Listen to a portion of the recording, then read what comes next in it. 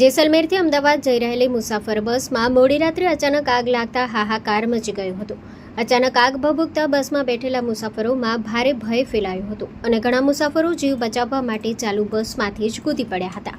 કેટલાક મુસાફરોએ જેમ તેમ કરીને પોતાનો જીવ બચાવ્યો હતો. આ ઘટનામાં 7 જેટલા લોકો ઇજાગ્રસ્ત થયા હોવાનું સામે આવ્યું છે, જ્યારે એક વ્યક્તિનું મોત થયું હોવાની માહિતી મળી રહી છે. ઘટનાની જાણ થતાં જ ધાનેરા પોલીસ ઇન્સ્પેક્ટર એમ.જે. ચૌધરી અને તેમની ટીમ તાત્કાલિક ઘટના સ્થળે પહોંચી બચાવ કામગીરી હાથ ધરી હતી. સાથે જ 108 એમ્બ્યુલન્સ અને ફાયર બ્રિગેડની ટીમ પણ સ્થળ પર પહોંચી હતી. બસમાં ફસાયેલા લોકોને બહાર કાઢી ઇજાગ્રસ્તોને એમ્બ્યુલન્સ અને સરકારી વાહનો મારફતે સારવાર માટે ધાનેરા ખસેડવામાં આવ્યા હતા. આગ લાગતા કેટલાક મુસાફરો ચાલુ બસમાંથી કૂદી પોતાનો જીવ બચાવવા જોવા મળ્યા હતા.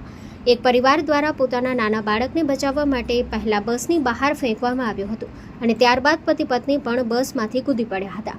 બાળકને કોઈ ઈજા પહોંચી ન હતી, પરંતુ માતા પિતા આગની લપેટમાં આવી દાઝી ગયા હતા. બીજી તરફ ઈજાગ્રસ્તોને સારવાર માટે ધાનેરા રેફરલ હોસ્પિટલમાં લઈ જવાતા ત્યાં ગંભીર બેદરકારી સામે આવી હતી. હોસ્પિટલનો દરવાજો બંધ હતો અને સ્ટાફ ઊંઘતો હતો. 108ના કર્મચારીઓ દ્વારા વારંવાર દરવાજો ખખડાવતા સ્ટાફે દરવાજો ખોલ્યો હતો. ત્યારબાદ ડોક્ટર આવ્યા અને સારવાર શરૂ કરી, પરંતુ પ્રાથમિક સારવાર બાદ ડોક્ટર અને સ્ટાફ ગાયબ થઈ ગયા હોવાના આક્ષેપો ઉઠ્યા છે.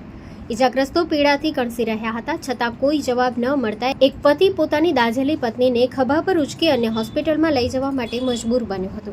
આ ઘટનાને લઈ સ્થાનિક લોકોમાં ભારે રોષ જોવા મળ્યો છે.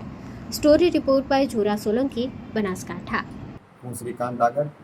અમે અમદાવાદના રહેવાસી છીએ અને જેસલમેર અમે ગયા હતા. અમારા લગ્ન હતા. લગ્નથી અમે પાછા રિટર્ન અમદાવાદ જતા હતા અને બસની અંદર આગ લાગી ગઈ હતી અને બસ આખી ફૂલ હતી. હવે આગ કેવી રીતે લાગી ખબર નહીં, પણ બધાય માણસો અંદર રહી ગયા. લગભગ માણસો અંદર રહી ગયા છે અને જેટલા નીકળ્યા બધા અહીંયા દવાખાનામાં દાખલ છે.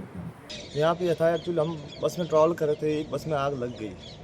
आग लगने के बाद वहाँ पे एम्बुलेंस 1 घंटे के बाद पहुँची, प्लस फायर ब्रिगेड 1 घंटे के बाद पहुँची. और वहाँ से यहाँ लाने के बाद हम वहाँ से पुलिस की गाड़ी में यहाँ पे आए. यहाँ पे आने के बाद यहाँ पे ट्रीटमेंट 2-3 घंटे से मरीज़ रो रहा है, कर रहा है, दर्द हो रहा है. उनको सिर्फ एक बोतल लगाई है और प्लस एक इंजेक्शन लगाया और कोई सेवा नहीं की. अब यहाँ ये वाले बोल रहे हैं हॉस्पिटल वाले कोई प्राइवेट हॉस्पिटल जाओ और वहीं पे आप एक्सरे वैक्सरे कराओ, यहाँ पे कुछ नहीं होने वाला है. 10 बजे तक वेट करो, तब तक पेशेंट भले ही रड़े करे, कोई दर्द हो रहा है उसको कैसे क्या करे. अभी अस्पताल स्टाफ में कौन कौन यहाँ पे हाजिर है? डॉक्टर, नर्स वगैरह? पता नहीं, 2 जेंट्स और 1 मैडम है और एक काम वाली 4 लोग ही हैं.